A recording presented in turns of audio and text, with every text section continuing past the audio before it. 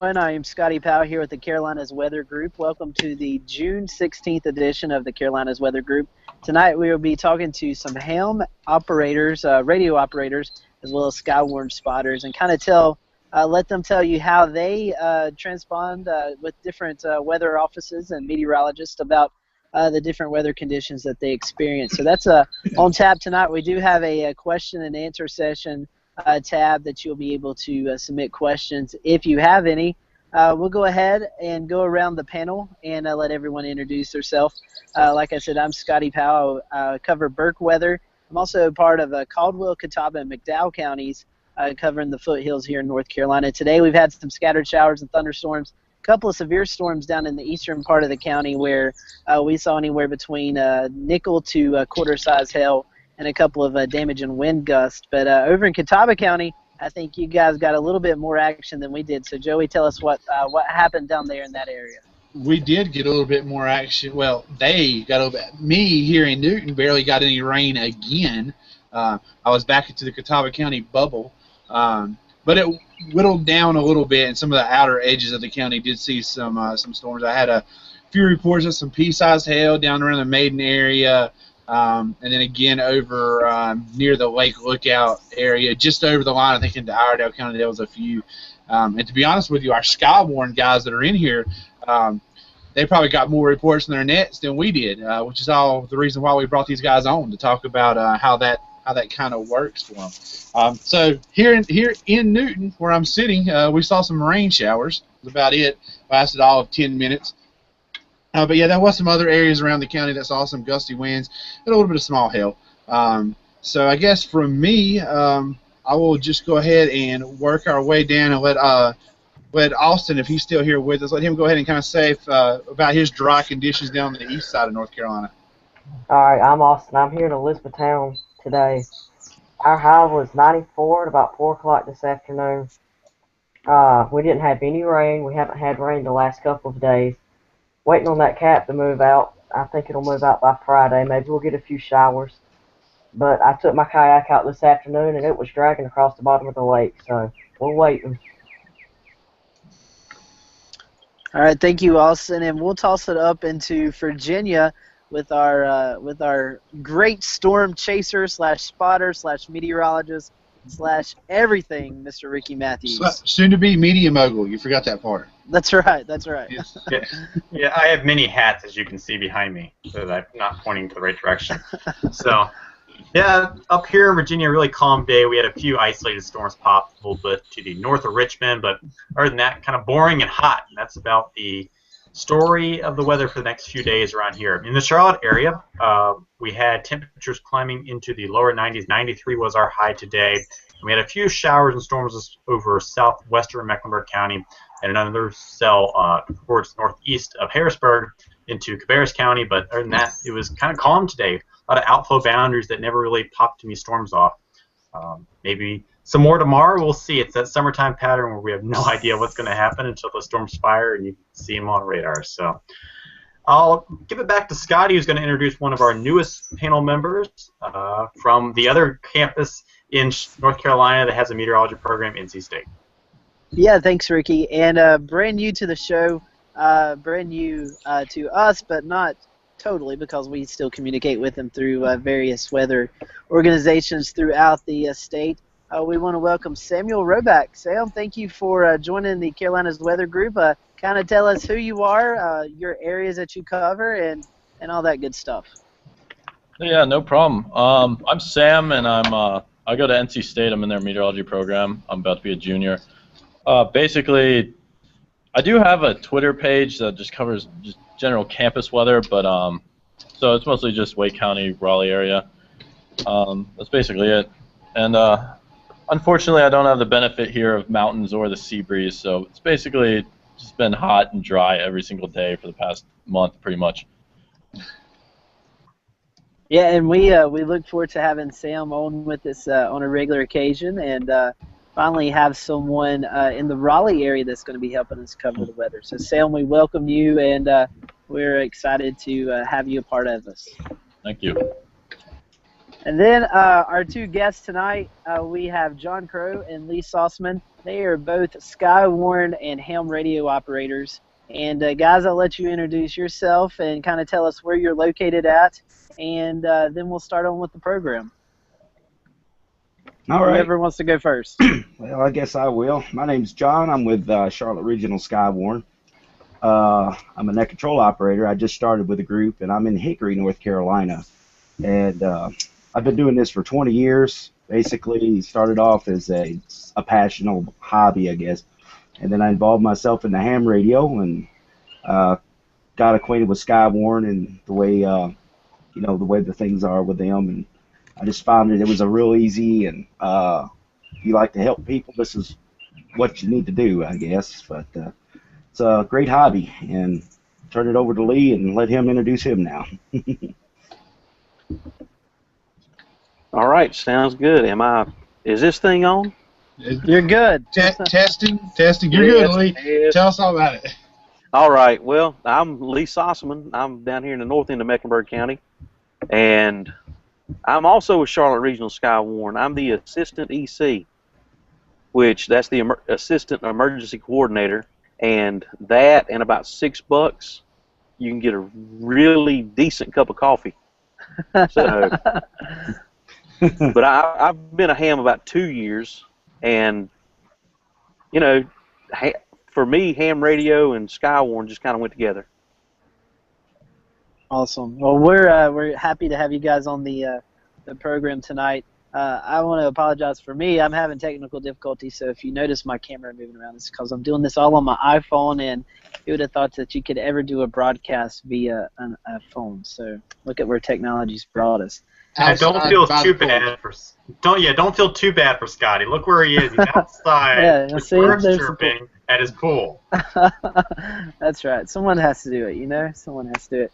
Also, before we get into the program, I kind of want to brag a little bit on myself because I felt like I was Ricky Matthews last week. I was going to the Outer Banks and actually driving through Washington County, got into a tornado-warned storm and actually saw some funnel cloud and all that kind of good stuff. So, Ricky, I felt like I was part of you last week, bud.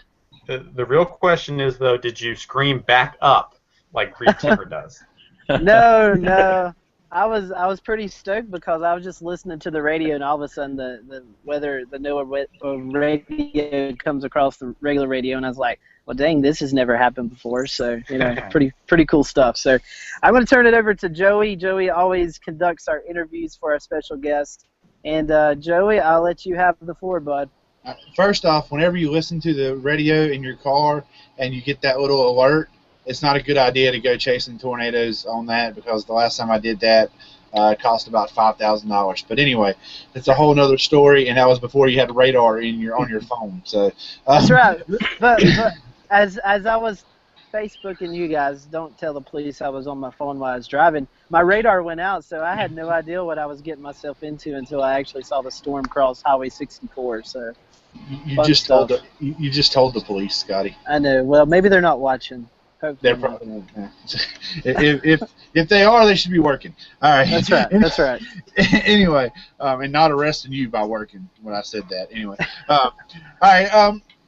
I usually conduct these interviews, and I'm going to be honest, I don't know a lot about the ham radio world. I don't know a lot about what goes on there. I know about them. Obviously, being the weather geek that I am, I know a lot about the Skywarn program. I know how that all works. I've listened into what you guys do and talking back and forth, and I used your reports at times. I've never sat down in front of a ham radio. I've never operated one. I've never seen one operate. So I don't really know a lot about it that way. So we'll kind of get into some questions. I'll probably kind of be a little vague and let you guys give a few, just kind of talk about what you do and stuff. I think one of my first questions I want to ask, I want both of you guys to answer this. Whoever wants to go first, doesn't really matter.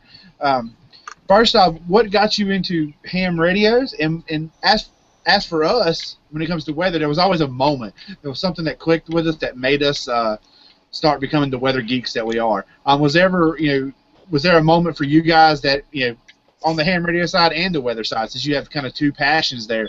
So was there a weather moment that got you hooked? And then what got you hooked on ham radios also?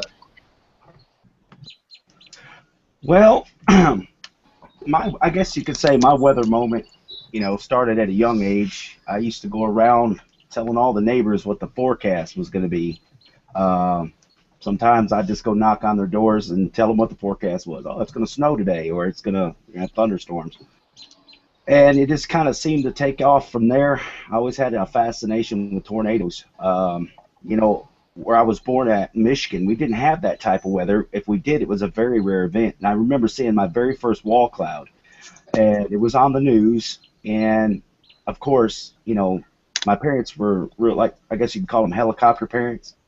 But I remember go sneaking out towards the back, and I seen the wall cloud in actual real life, and it seemed like that kind of triggered the exciting part about the storm spotting and chasing, and just weather in general. And my uncle and my grandfather, they had CB radios, and I used to hear the truck drivers giving all their information. So, and that, ham radio actually came at a later part of my life. I became a ham radio operator when I turned 24, and and I used to go out and chase without ham radio, and if I saw something, I didn't have no way to report it, so I just basically went to the police station and said, hey, I'd seen this, or this was going on. So ham radio, when it came into play, was something I'd always really dreamed of. It was just everything possible for storm spotting. I enjoyed the communication aspect of it. So it was just basically a cake and eat it too ordeal. So, and ever since then, I've just been, and the passion has been there for both. And I'm here today doing the same thing, and I'll probably be in the hobby for the rest of my life. Awesome, awesome. And Lee, your answer to the same question? Okay, well, I started off, oh, good grief, several years ago, scanner listening. Thought I wanted to be a police officer, all that good stuff. So, of course, you listen to the scanners, pick up on radio jargon and stuff like that. And thought about taking the test in the early 90s to become a ham operator. Didn't do it. Like just about everybody else that's ever thought about becoming a ham, I put it off, had too many other things to do and blah, blah, blah, blah, blah, blah, blah, blah. Well, I'm also an avid fisherman. I love to fly fish. And I actually got up in some of y'all's neck of the woods up on Wilson Creek. One of my and favorite some places, some places where used to have cell phone reception, didn't have cell phone reception anymore. I may have had a BlackBerry. I can't remember what I had at the time, but didn't have cell phone coverage. And I said, hey, what happens if I get up here in fall and I can't call for help? And automatically I went back to ham radio. Said, if I have ham radio, I can get out. I know a couple repeaters right now in the Wilson Creek area that I can hit with my walkie-talkie just about any time I'm up there. But as far as the weather, I've heard a couple of y'all say it before. Hurricane Hugo, that was kind of an attention getter. Didn't quite turn me into a weather geek, but it was kind of a slap in the face that got my attention to where I paid more attention to the weather. So that's kind of where I've come from. All right. Excuse me. First, make sure I clear this up. We had a few technical difficulties when we started the show. Apparently, whenever it kicked me out before we began, I came back in. My fault. I didn't realize that it also turned off the question and answer section. So what we'll do, we have our Facebook pages. So anybody who's watching, they can jump over there, shoot us any questions there. I'll kind of leave that up to our Carolina Weather Group Facebook page or our Carolina Weather Group page on Facebook, where you can actually go and join the grouping based on there. They pop any questions in, Ricky, I'm going to leave that on you whenever you're not asking any questions, since you're very multi-talented when it comes to this. I guess the next question, you guys talked about taking the test to become a ham operator. Let's talk about the steps you have to take to get into amateur radio, to become a ham operator. What kind of equipment, is there anything that's required? Then what kind of testing you have to take? Just walk us through the steps on how to become one. Well, there's several different ways you can actually prepare for the exam. And first you got to have the want to, in anything. Prepare for a test. You can go to several websites, prepare, study. I think QRZ.com would be a good place to start to study for your exams, because they got free exam sessions there where you can study for your technician exam. And there's a pool of 500 to 600 questions that you study, and you just basically run that through, take you a couple of tests at your convenience or whatever's comfortable for you, and it'll grade you and show you your score, show you where your weak points are and your strong points. And when you feel like that you're ready to take your exam, you could go on the ARRL website, and that's the Amateur Radio Relay League, and find you a ham radio testing session in the area. So there's several different ways to do this. It's just whatever's convenient for the person that's wanting to study for the exam. And there's 3 different types of classes. You got your technician class, which is basically UHF, VHF repeaters, 10 meter, and etc. And then you got your HF from general to amateur extra. And amateur extra is the big, I guess you could say, the captain of all amateur radio seats. If you hold that, you can work any band. And it's funny, weather also has a lot of, not just with UHF, VHF repeaters, it also has a lot to do with HF. So if you get your technician ticket when you study, upgrade to general too. That way, if you're interested in weather both, you could get on the WX4 NHC hurricane net during hurricanes that actually approach the United States. All right, and those links that you were just mentioning, make sure you shoot that to shoot it to Ricky. He'd be the best person. Or post it right here in our little chat, and Ricky will post those links for anybody that wants to go over to the Carolina Weather Group Facebook page and be able to go check out those links. All right, so you kind of walked us through taking the steps. What about equipment? First, what kind of equipment? And what do you need? What's base? What do you have to have? What's the average? And when you talk about that equipment, tell us about money wise. How much does it cost to obviously get the equipment, and then from there to to keep up your deal, to keep being a ham operator? What kind of upkeep is there on equipment and things of that nature? Let's see. Okay, I'll jump on this one, I guess. Go ahead, buddy. You can spend as much money as you want to spend on it. You can go with the $30 little handheld, which that basically will get you into the repeaters and different areas all over the place. In the Charlotte area, you can get into so many repeaters, and it's a big network of different folks.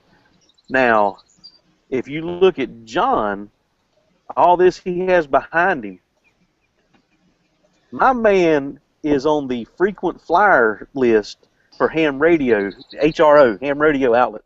I mean, he's got some cool stuff back there. I've got a couple little mobile rigs, and have a little handy talkie here. That's my little prize jewel, fine little Yazoo radio. But you can basically spend as much money as you want. But the way I went, I started with the handy talkie. Went to the Ham Fest. That's like a big hangout where everybody gets together and you buy stuff cheap. And I bought a little amplifier, bought a mobile antenna, made antennas. So it's you can get out cheap. You won't have the best equipment, but it's all about being able to function with what you have. Because if a storm comes through, it may knock the power out. Okay. You need to be able to hook up to the car battery, or you need to have a handheld with a rechargeable battery, something like that. But you know, as far as how much it costs, it's, you know, pretty much how much do you want to spend? It's like golf, fishing, any Racing. other. Exactly. Racing. That's the first thing I thought of. The way, yeah, race. Yeah, you Hey, can. Joey. Yes. And that's not a ham festival like you go eat country ham. That's a different ham. Yeah. Just want to let you know that. I know. I had to Google that last time. I will add this: ham operators do like to eat. Oh yeah. Anytime we go somewhere, we all meet to eat first and then go somewhere. So it's speaking that's top of that priority. Speaking of that ham fest, Lee, I do know, and most of our viewers are local from the Carolina area here, and I've seen that. I've seen those ads before and flyers about a ham fest. Is there more than one local ham fest in this area? Are there a couple? Is there a main one? Where do we go? Where do we find that at?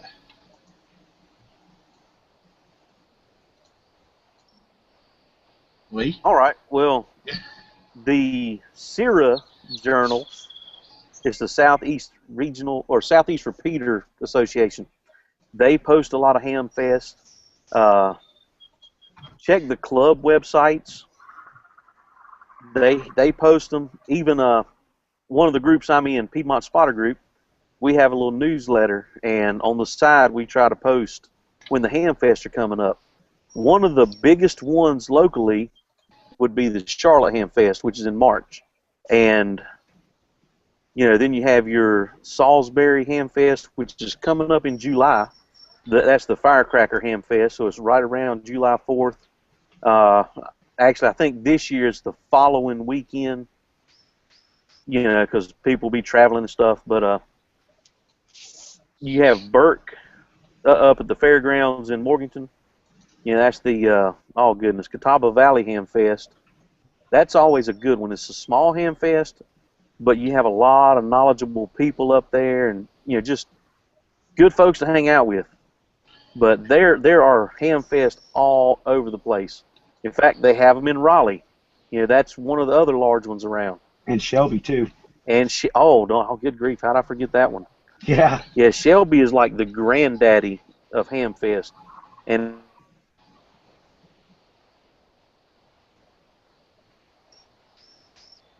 all right. Well, let me ask you this. Let's say somebody who's watching the show right now, they're thinking about becoming a ham operator. They're debating on it. Would it be okay for someone like that to go to one of these festivals? Would that be a good place to kind of get your feet wet a little bit, per se? And either one of y'all can answer that. Well, you know, actually, you know, ham fests, you know, there's several different types of, I guess you could say. You got a lot of them that actually do, you know, testing sessions, you know, for those that, you know, been studying. They could check their local the listings on the ham fest. Usually they'll say we're having a testing exam. Check their websites if you find out where they are. Usually Shelby does. You could also go to the ARRL website and type in Hamfest, and basically you can do anything you want to on the ARRL if it's involving ham radio or some type of you know, a event, a contest, testing session. You can most likely find it there. And you know, back on that, you're talking about someone wanting to get their feet wet. I would recommend Field Day. Field Day weekend is actually next weekend. And that right there would be a very, very good thing for someone that has any interest in ham radio. They could come out to one of these field day events that some of these local clubs, Skywarn groups, and etc. that are putting on. Like there's one going to be in Lenoir. There's one going to be in Newton. And there's going to be several scattered throughout, you know, the western part of North Carolina. And what Field Day is a competition, per se, but it's really a practice for all amateur radio operators to practice their emergency communications during a time of disaster. And the general public's invited. You can bring them out, get on the radio workstations all over the United States, all over the world. So Field Day is another thing, and I actually posted a link on my Facebook page here not too long ago. So you could just check out, you could Google Field Day and you'll pull up all kinds of information on it, and it eventually leads you to where you need to go. But one thing Lee left out about ham radio, I'm going to comment on this real fast, is he was right when he stated it could be as expensive as you want, or you could be as creative as you want. And Lee has one of the most creative antennas that probably is going to blow your minds when I tell you what he's operating off of. He uses his radio and talks through a tape measure. It's a antenna built out of a tape measure, and that antenna works real well. So not only that ham radio has its perks too, you can build an antenna out of anything. If you're good at math, figure out the wavelengths, boom, there you go. You can create it. So I just wanted to bring that on point there. So the tape measure antenna was the coolest thing I've seen so far in ham radio. Lee, ham radio, MacGyver, Sauceman. Got it. We have our MacGyver here. That's awesome. Now, getting a little bit more, since we are a weather show, kind of gearing toward that, you were speaking about emergency coordination. Let's kind of walk us into an event. Let's just kind of, I guess we'll say the forecast is out. There's a good chance of severe storms happening this afternoon. It's the morning. Everybody's kind of getting their stuff together. It's what we do. We kind of plan. We know it's coming. We get all hands on deck. We do our thing. Kind of walk us through how do you guys put it together and what happens? I'll let Lee get this one. All right. Well, usually, kind of in the morning, I look at the Storm Prediction Center, just to kind of see what's out there for the morning, and usually that's while I'm trying to wake up, having my first 2 or 3 cups of coffee. I don't know about John, but several of us have the INWS, the texting deal that goes on. And while we're at work, we'll get these texts for, as far as Skywarn goes, Charlotte Regional Skywarn has a 15-county area. So anything within those 15 counties will get a text. At that point, if we get a text of a severe thunderstorm that is a severe thunderstorm warning, as far as watches, it just kind of tells us, hey, keep an eye on this. When it goes to a warning, that's when we go to the repeater, pick up our handy-dandy little walkie-talkie, and you punch in a code. And for Charlotte Regional Skywarn, we actually have a couple repeaters that will link up. So one of them performs really well to the northeast and southeast. The other one performs better northwest, southwest, which also has a voice over internet protocol that can come in. And from that point on, we start taking check-ins of all of our spotters with a preference towards the counties that are under alerts. So, say Catawba County has a severe thunderstorm warning. Well, we're taking check-ins all around to know where our spotters are, but we want to specifically look towards Catawba County. Are there any stations in Catawba County that have severe criteria? And we're basically looking for hail of any size, rain more than 1 inch an hour, flooding where it doesn't normally occur, winds in excess of 60 miles an hour, storm damage. We look for storm damage, and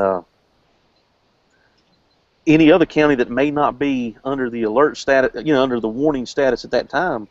We're taking reports from there if they have something that catches their eye. If all of a sudden they have hail, we're letting the National Weather Service know, and we have had storms become warned storms from a spotter's report.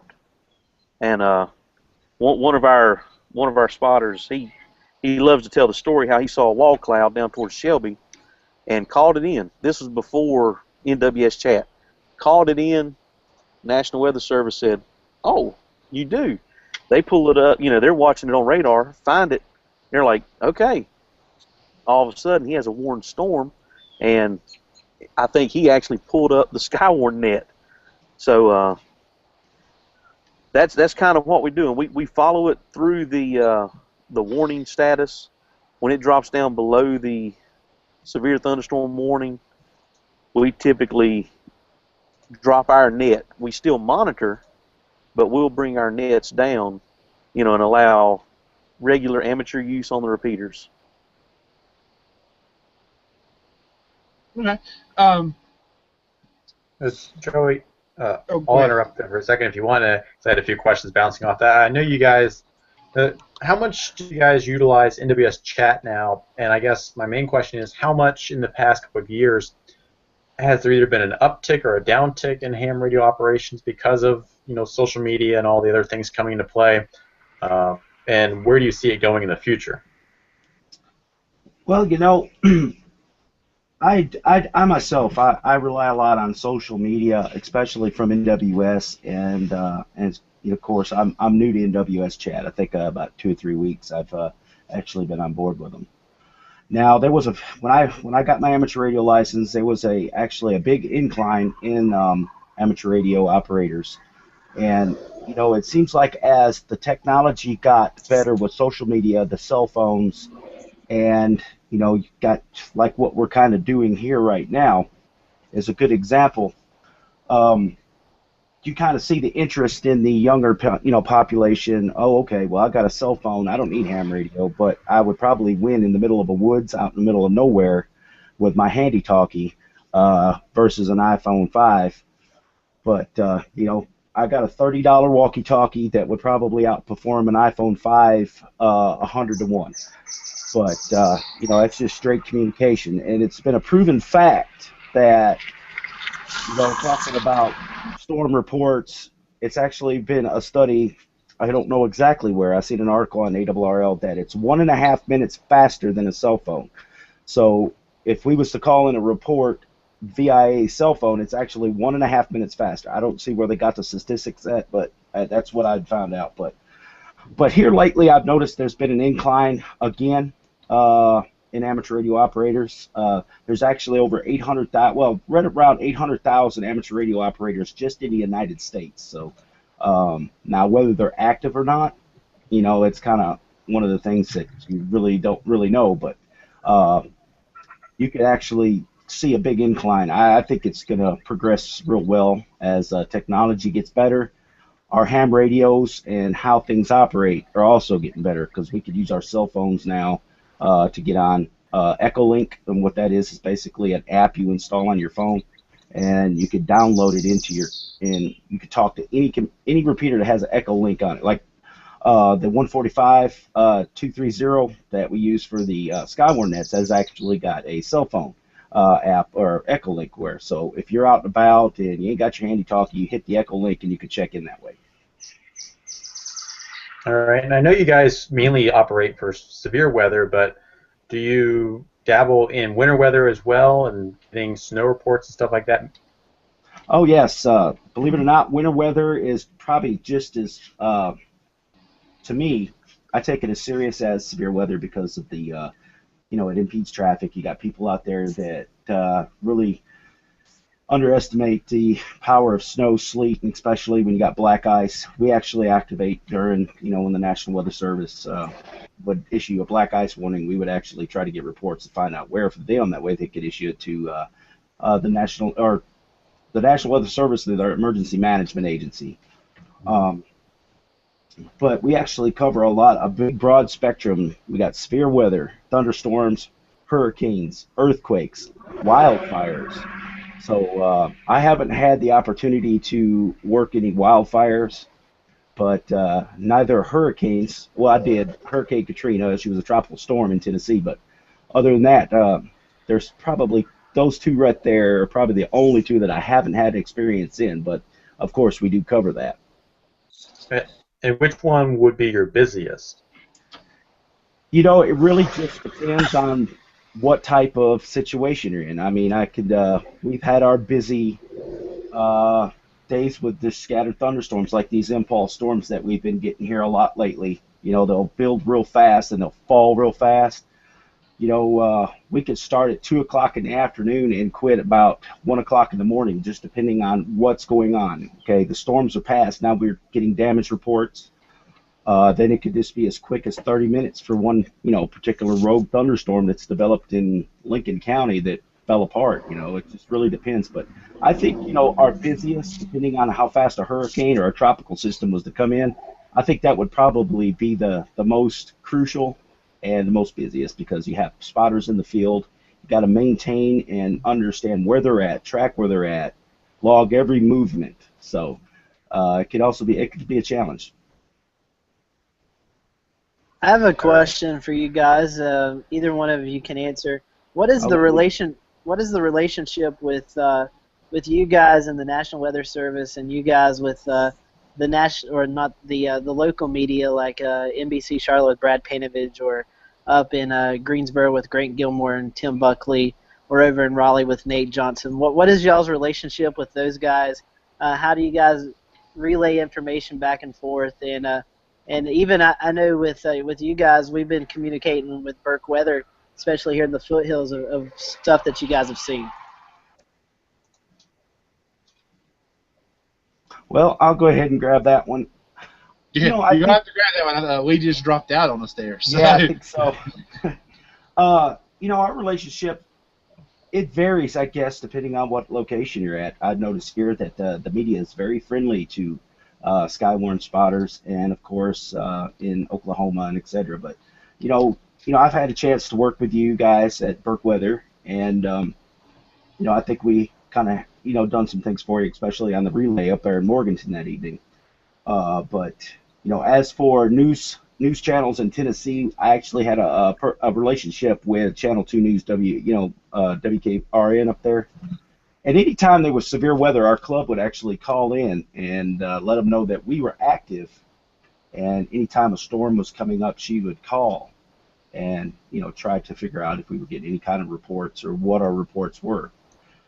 So I guess you could say our trust with the media is fairly solid.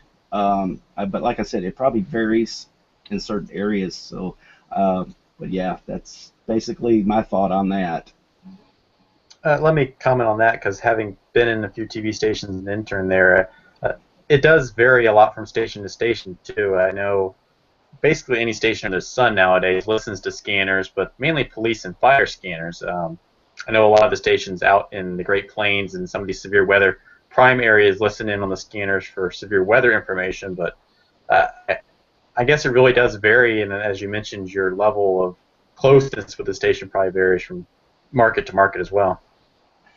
Yeah, that's true. And I think if you build a relationship with, say for instance, Brad Panovich at NBC, you would think that would be a good thing, especially for publicity. You kind of earn the public's trust. Well, I'm dyslexic right now, but that's one of the things that as a Skywarn spotter, you've got to try to be very careful on what you report, and it's actually report what you see.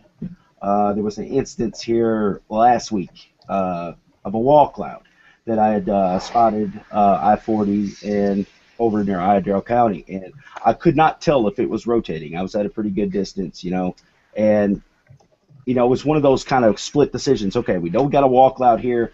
I can't tell if it's rotating. Even if it was, I couldn't tell if it had something falling out on the other side. But I reported it as a non-rotating wall cloud. But that's what I seen. It didn't matter if I was sure or not. So it's I guess based on your relationship is the trust factor with your reports and if they're accurate or not. And another question I could have on that: when you make those reports, I'm assuming, correct me if I'm wrong, because you spoke of spotters in the field. I'm assuming you guys have, like, for the lack of a better term, a supervisor that you guys report to when you call it in. How do those messages, kind of walk me through the steps on how it goes from the spotter to the National Weather Service? Okay, as if I was out in the field and net control, they call up the net, and different organizations do it differently. The organization like I was in here recently, we would basically just take reports at an immediate area, but if we had a spotter, say over on 321, up in Lenoir, Caldwell County area, if he saw something, what it would happen was he would make an observation of what it is.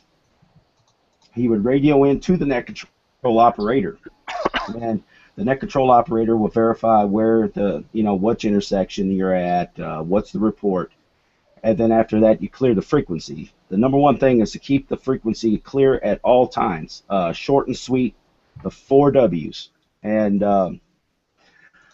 then after that you get to report, and if it's criteria, you report it to the National Weather Service either through NWS chat or contacting them on their hotline.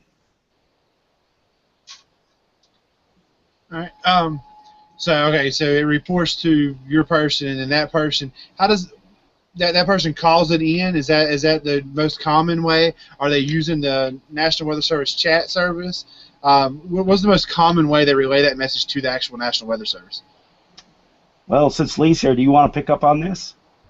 Yeah. Well, while I'm here, Yeah. I'm here for a moment. Yeah. So, normally, what I heard when the call comes in, basically they call the net control, we take the report, and in the background most of the time we have a second net controller, and he is going directly to NWS chat.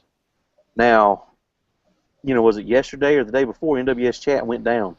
So we would rely on going back to actually calling Greenville-Spartanburg. All right. I was saying that when the phone rang at Greenville-Spartanburg, they're probably, wait, what's that phone do? I know nowadays technology has surpassed the telephone. They're like, oh man, chat must be down again. Why's the phone ringing? I actually I'm called telling him. I actually called him and made a report and told him that chat was down, and he said, "Oh, it's just your computer." That day it did go down. I think I was out of chat for like 4 hours. Oh wow. Well, we're getting into about 20 minutes left, so why don't we try to maybe wrap up into some final questions? Any of you other guys have any final questions you want to throw out? Are you guys? Second. Go ahead.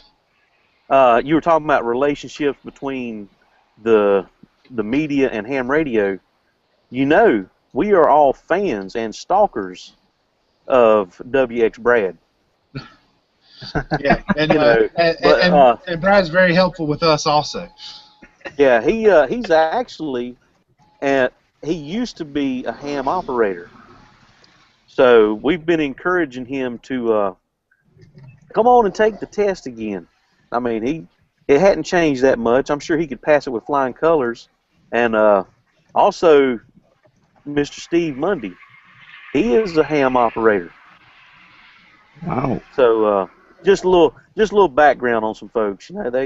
Ham is pretty widespread. When you sit down and start looking around. There you go, Joey. You found out 2 more points about ham radio. Yeah. Well, let's see.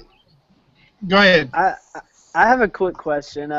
You're talking about ham radio and then Skywarn. Is there any differences between those two organizations, or is it kind of under the same umbrella?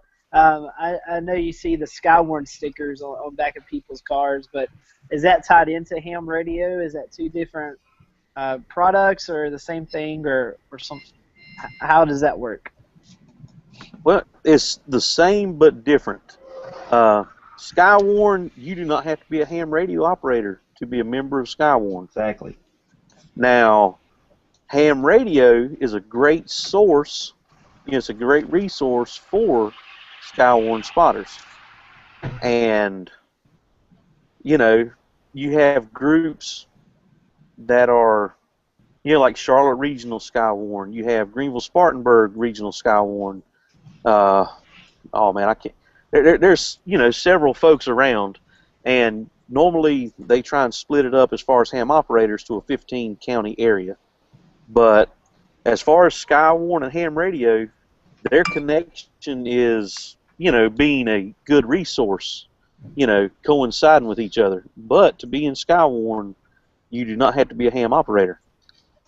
Yeah, I'm gonna comment on that also. As Skywarn, it's basically a product. From what I've gathered, the National Weather Service basically has adopted Skywarn, and I actually watched the history on that. It dates back in the 40s, but Skywarn as a organization, I don't think it got formed until the mid 80s. But he was right. You don't have to be a ham radio operator to become a Skywarn spotter, but as a ham radio operator, you have guidelines you got to follow and criteria to follow in Skywarn. So, if not everybody, that says they're Skywarn really ain't Skywarn, and it's just there's a lot to it. There really is.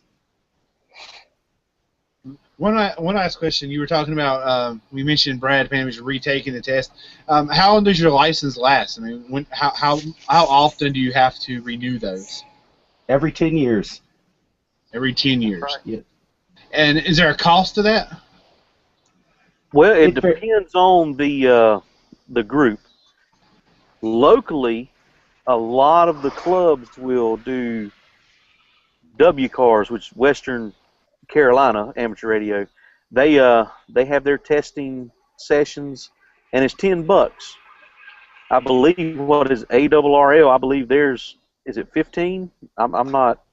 Yeah, W5YI is too. They're $15, and ARRL is, I think it's 15. So, but it just varies. I think you could actually get it done through the FCC, the Universal Licensing System, for $8. So, if you want to renew that. There you go. And what about when you first take it? Is it a different cost or is it the same?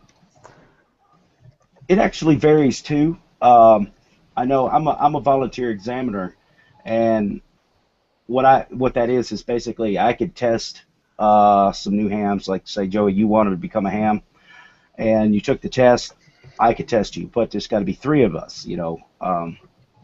That actually grades the exam. But we would charge anywhere. I think I was $11, and I've seen it go as high as $20. I would say $20 was too high, and but it varies anywhere from between $10 and $15 to $20 to take your license, and $10 to renew them every 10 years. And you don't have to take the test over again unless you upgrade.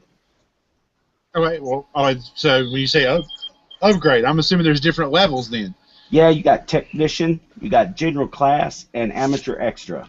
And I'm a general class operator. I have HF privileges. And, what's the difference between those 3? Well, technician, you got basically it's your limitations on what frequencies you can operate on. Like a technician, you start off, I've got the band plan right here in front of me.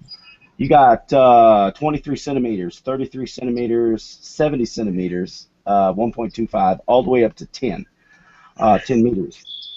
I know that's French to you guys, but that's the name of the band segment that the FCC issues for us. So 2 meters and 10 and 6 and 70 centimeter are the most common. So you could probably go out to HRO or AES, buy a 2-meter mobile radio for about $150. And then when you upgrade to general class, you have all of the privileges, but as a general class, you only get portions of it. So all the way up to 160 meters, you get portions of the band. Some of the band in the general class you got, but as you upgrade to amateur extra, you get everything. There's no limitations. You go anywhere you want to on the amateur frequencies.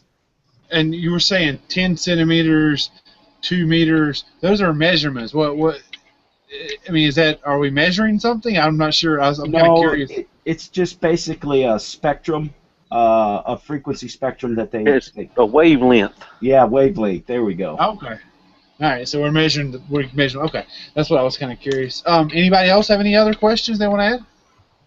How can people find you? Or you guys have a website, Facebook page? I know there's the Greenville Spartanburg Skywarn page, Piedmont Skywarn, or Piedmont. Correct me. It's Piedmont something out there. I know exists. Where can people find you at? I'll let Lee get this one too. How's that? That would be www.charlotteskywarn.com. And also, one of the things we have done, we have a training side, and the training side has a social aspect to it, which is the Piedmont Spotter Group. And when we change hats and go to Charlotte Skywarn, that's when storms are bearing down on us. That's all business. We change hats. You're my buddy, but we have to conduct business now. But we have the Piedmont Spotter Group. That's the net we hold every night at 8 o'clock on 145.230 megahertz. So we have scanner listeners that chime in, and they don't chime in unless we're holding our special event, the Big 100 Net, which we take. We take email check-ins on that one. We do all kinds of cool geeky stuff. Yeah, even we were doing Facebook check-ins there for a while, and we're trying to involve the ones on social media that try to get involved with ham radio too. So basically, anybody who has a scanner can punch up the numbers and listen to you guys, correct? Exactly. Yes, sir. Awesome. All right. I don't have any more questions. Anybody else? No? I think we're good. I think we can start to wrap up. All right, Scotty, take us to wrap up. I do have my evening rant, which is a little bit of a discussion, so I want to include you guys in on that. So, but go ahead. Let's get toward the end of the show here. Okay, we can do that. Well, we want to thank John and Lee for coming on tonight and talking to us and kind of informing us about the ham and Skywarn programs. They are kind of like the first spotters that were ever out in the weather field, and then as we got more storm chasers and stuff like that. But a very vital part of the weather program that we all run throughout the country. So we're very appreciative of them coming on and what they do to help relay the information back to us and back to the National Weather Service.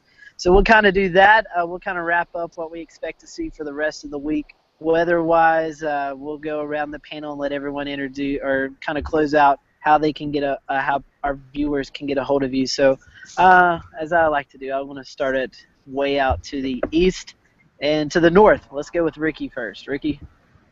I thought it was going to be Russell for a second, and I realized Russell wasn't with us. So. Yeah, in Hampton Roads, just some scattered showers and thunderstorms the next couple of days. Hot makes for great beach days if you want to get out there and enjoy the beaches. And in the Charlotte area where I cover UNCC weather, a few more scattered showers and thunderstorms during the afternoon with temperatures hot once again, highs in the lower 90s. We'll go a little bit further west to our other friendly campus at North Carolina State University with Sam. Oh, well, you can follow me on Weatherman Sam 77 on Twitter. That's how you can find me. But yeah, this week is basically hot. That's the main story. It looks like thunderstorm chances are going to increase a little bit by this weekend, but nothing very exciting weather-wise. Definitely no, not 3 days in a row of wedge tornadoes like we had out in Nebraska. Now, guys, let me throw something in there. But the only reason they're having so many wedge tornadoes in Nebraska is because Sam has gone out there chasing 3 times, or 2 times, excuse me, this year. Twice. And this would have been the 3rd time, and look what happens. Sam, I got a question. When you go to KFC, do they run out of wedges there too? Yeah,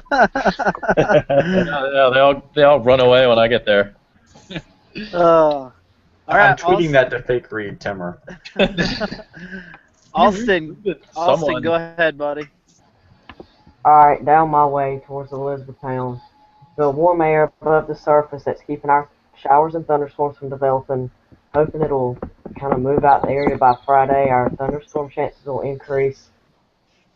Brief heavy downpours, or actually long heavy downpours the way these storms are moving. It's going to be hot the next couple of days. You can follow me on Facebook at North Carolina Weather and Data Center, or you can send me a friend request. It doesn't matter. Yes, and all females. Austin is accepting your friend request, so there you go. Right. Anyways, I'll kind of cover Catawba. You want me to do that, Joey, since you're going to be doing the rant? What is there to cover Catawba? It's going to rain everywhere but here, so just go ahead. All right. For the foothills, Catawba and Burke and Caldwell, McDowell County, again, more scattered showers and thunderstorms for the rest of the week. Again, some of those storms could be quite strong to severe with some damage and hail, damage and wind gusts. And the thing that's going to start worrying me here in the next day or two is especially up in the northern parts of Caldwell, Burke, and McDowell, where they've had 3 straight days of thunderstorms up there is the flooding potential. Each storm that's been up there this week has produced at least 1.5 inches of rain. So if we see any more storms, my concern goes to some isolated flooding up there. So besides that, you can follow us on Burke Weather, Catawba County Weather, McDowell Weather, and Caldwell Weather. I think I got all those right. Yeah, I think so. And I would be remiss if we didn't mention Daniel and Russell are not here tonight. So you can find Russell at Southeastern North Carolina. Is that right? Southeastern? No. Severe weather. Eastern. Severe weather, yeah. Severe weather Eastern Care. Yeah. Just find Russell on Facebook. And Daniel works for us at McDowell, so you can find him as well.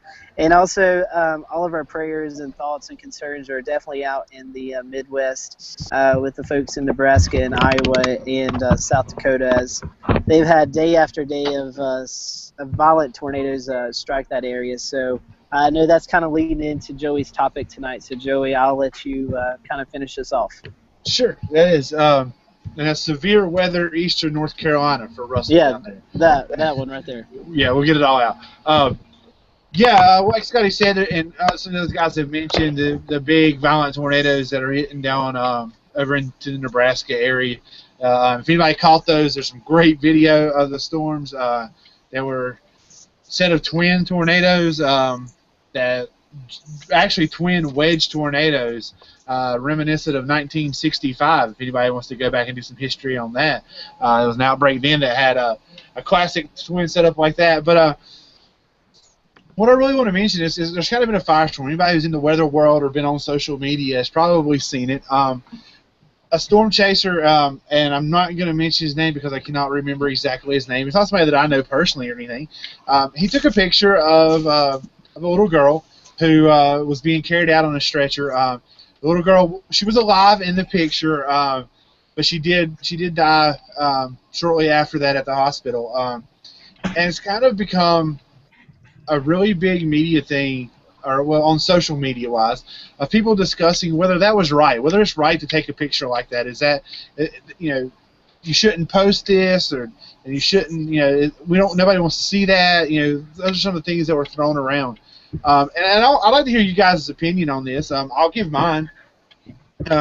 Personally, as soon as I saw that image, my first thoughts on the image was that's Time Magazine's year in review kind of a picture to me. Those are things that you see. I don't want to say it appeals to America's morbid, things that we like to see, but it tells such a story. They say a picture's worth 1,000 words. Well, that would not have been worth 1,000,000. Just because, like I said, it really shows the whole emotion and everything going on. And I understand that the family, I'll be honest, if it was me that took that picture, I would probably speak to the family first and just say, hey, I don't want to give this picture, this image to the media if you guys aren't okay with it. I feel like that would be the courtesy way to do that. And if they said no, I wouldn't do it. Personally, I would hope that they would say yes. It tells a great story. I won't say a great story, but it tells the story. It tells it really brings the image or brings the thing to life. And I'm not going to screen share the picture, but if anybody who's watching wants to see it, we did upload it to the Carolina Weather Group Facebook page or in our Carolina Weather Group on Facebook. You can go there and find it and look at the image yourself if you'd like to see it. Now, the real firestorm come in when people realize that the person who took the photojournalist, storm chaser, who took the image, had actually posted a few weeks ago that he needed a violent, deadly tornado so that he could make it rain financially. I guess he got what he asked for. Lord works in mysterious ways, apparently. And again, I think that's the real issue with the photo is the fact that he said something like that, and now he's profiting from that image. And don't get me wrong, we could discuss all day about whether you should profit from something like that or not. But I mean, a photojournalist's job is to make money. He's got to feed his family, and I get that, and I completely understand. But I think with things that he said prior, that's what makes it that's what makes it kind of that's what really creates the problem. Personally, I wish somebody with a lot more professional attitude would have been the one that got that image. I think if that would happen, we wouldn't be having this discussion. It would be an image it would be one of those lasting images. I mean, I'm not going to take a tornado in Nebraska and compare it to the Twin Towers falling, but I mean, I think back to those pictures from 9/11 that we saw that graced every magazine and newspaper in the world, and what it did was it really brought home what was happening. I think that's what that picture did. I feel like that's what that image did. Again, I think I would have asked the family, is it okay before I put this out there?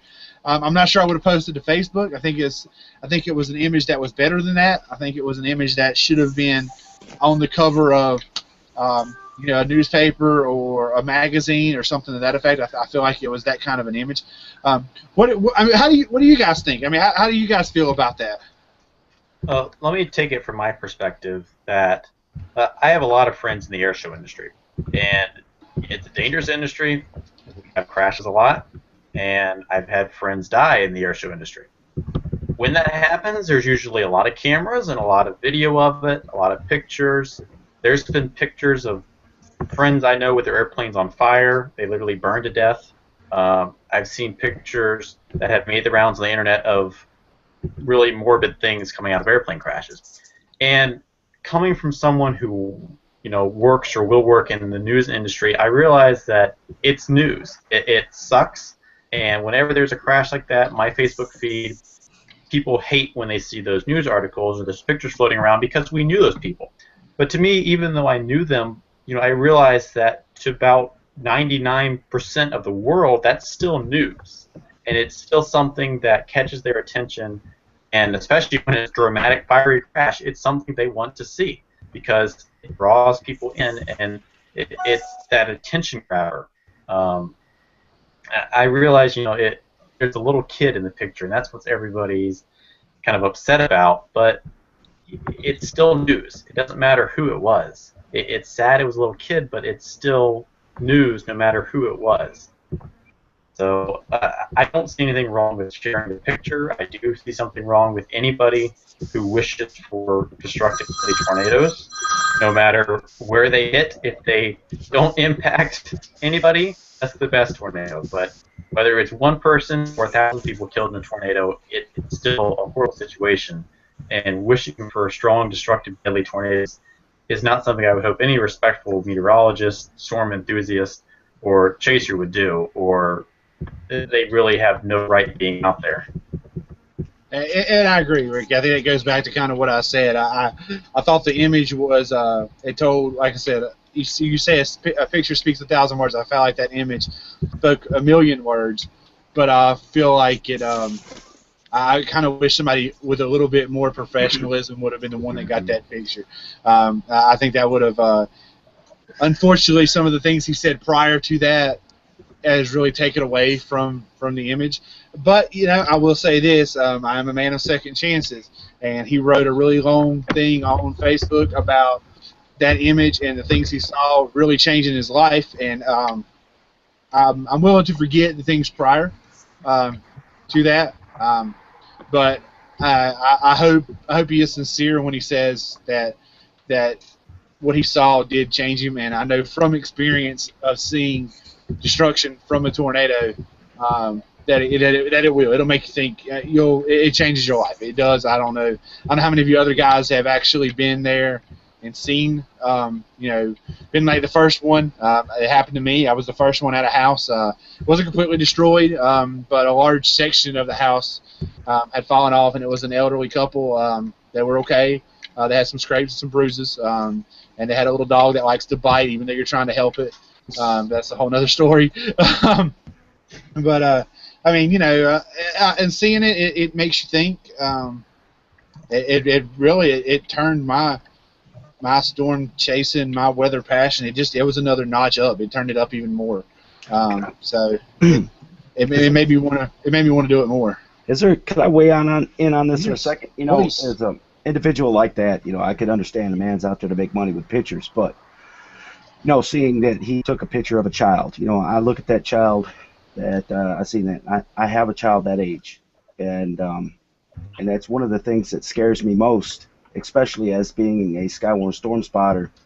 As you know, I put my family in danger all the time. Um, it could just, I mean, I just don't go, you know, running towards the tornado by no means anymore. But seeing that image, if that would have been me that took that picture, financially, I would have at least said, "Here, you guys gain off of this. This is your child. This is your picture." That's what I would have done. Um, I mean, I can understand making a little money, but in a situation like that, as for me, that I would give the family the money. I think they would. And I agree with that, and that's probably what I would do. Of course, with the permission from the family to even use the picture, I would say, listen, this image is going to be something that I think a lot of magazines are willing to pay for. A lot of media outlets are going to willing to buy this picture, and I would like you guys to take the profits. And I can understand he drove out there, he did things, whatever. But sometimes when you get an image like that, it's almost like you don't collect it all on that. I don't think I would. I'm not going to fault somebody else for their moral standing or how they feel or what they feel like they should give. I know if it was me, I would do the same thing that you said, that I would sell that image to whoever, and that money would go to the family. It's their image. Exactly. It's their child. It's their thing. It's not mine. I think that comes into the fact of realizing sometimes that you just took a picture of something that's much bigger than you are. Yeah. And that's Yes. And can I and just playing the devil's advocate at the time of the moment, you know, the child wasn't dead yet, so he really had no idea what was going to happen later on. I mean, you know, again, I'm not trying to protect him or anything like that, but you know, in that moment, that was a very heart-wrenching scene, and it did tell the story of what was going on in that town of Nebraska that day. And you know, I think as a nation, that's what we want to see, and I think Ricky can chime in on this because he's going to be in the media, and this is the scenes that you want the nation to see. This is what's happening. This is what's happening right now, and you know, it's bad that the kid died. I mean, that's bad, but at the moment, I don't think that he may have knew that. You know what I mean? yeah. Let me comment, Joey, go ahead. for a second, because I think the big thing here that maybe we should drill home is, you know, regardless, it's done. And instead of scrutinizing the photographer, maybe, you know, this is actually a good thing. Because now you know who it was. You know who the family was. And you can help them. People all around the nation, around the world now know that family. And they can donate to them. They can help them in some ways. You know, it caused people to open their eyes to the big event that happened out there. And it makes some of them think, hey, I want to help with that. You know, so not saying any of you guys, but instead of focusing on attacking him for what he did, you know, if so many more people were to just reconsider and maybe donate to the family, donate to tornado victims, go help the cleanup, and do something other than, you know, call him out specifically for what he did, it may be a better thing to learn from this. And I agree with that. And I think as all of us in the weather profession, you know, it still shows us that we have work to do in tornadoes, covering them, getting the warnings out in advance time, because, you know, we don't want to see anyone lose life. And it just shows us that, you know, there's still stuff that we have to do. There's more research that we need to do.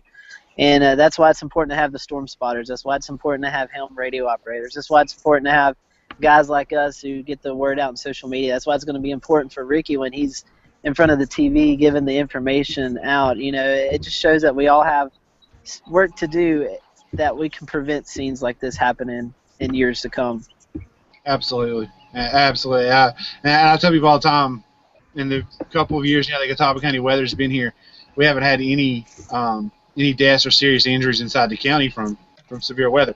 I'm not naive to believe that stat's going to continue, but I there's no doubt I don't set that as my goal. I would like to go to my grave and it never happen again inside my area. You know, again, I'm not naive to think that I'm going to do that, but that's my goal. I mean, that's the end game. That's what you want. I'll be honest with you. It sucks today. I feel bad right now because there's 2 people in McDowell County who got struck by lightning today, and that's my coverage area. And you know, whatever happened, but you know, those people shouldn't have been able to have been struck. They should have been able to know that storm was coming, that didn't happen. So I mean, I think as a goal, our tornado in eastern Burke County, we were very blessed by God to say that only 8 people had injuries there. There was no deaths.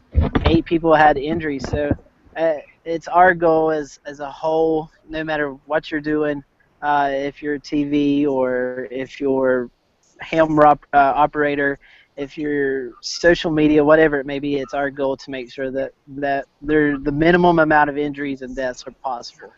And I'll blow your horn on that tornado there, Scotty. I know for a fact, because I spoke to people who live there, who said that your warning was what put them into their shelter and actually saved them from being hurt. I've heard it straight from their mouths that, you know, you guys put out, that's where they got their information, was straight from y'all, and it made a difference, and it really did. And that's what we all, that's our goal, you know, as weather guys, as what we do. That's what we're in this for. I mean, I say it all the time, and you hear storm chasers say all the time that some of them will say, I'm out there for the, you know, to save lives, and you have others say, no, you're not. You're out there for the thrill. And yeah, in my head, I'm not chasing that tornado to save a life, but in my head, I have to know that really is job number one. I'm not going to look at a tornado and not make a report, not make sure that somebody knows it's there. Did I go out there with the intention of I'm going to drive out here so I can make reports? I drove out there to see the tornado. I'll be the first to admit it. I drove out there because I like to feel the inflow winds and get blasted by an RFD after it goes by, you know. But I know that my job while I'm there is to make sure that report goes in, that somebody knows it's there, and that's what we all have to make sure we continue to do and continue to look forward. And his job as a photojournalist is kind of the same thing. His job is to take that picture. His job is to make sure that the public knows what happened in that small town. And it was a really small town in Nebraska that a lot of people probably would have forgot had that picture not been as well recognized as it is. So it's a somber rant subject this evening. I like to usually end on something smiling and happy, but unless we can get Scotty to jump in the pool, I guess we ruin that. But let me get my my life-proof water case, and next time that I have to broadcast from the phone, I'll jump out into the water at the end of the show. How about that? We are holding you to that. All right, Scotty, wrap us up and let's go to the house. Definitely. Tune in next week as we talk about impact-based storm warnings. The National Weather Service is rolling out some new graphics and new ways of warning people for severe thunderstorms and tornadoes. So we're going to be talking about that next week. Our hope is to have Amber McGinnis, an old-time friend of ours. Hopefully she'll be on Former from panel AccuWeather. members.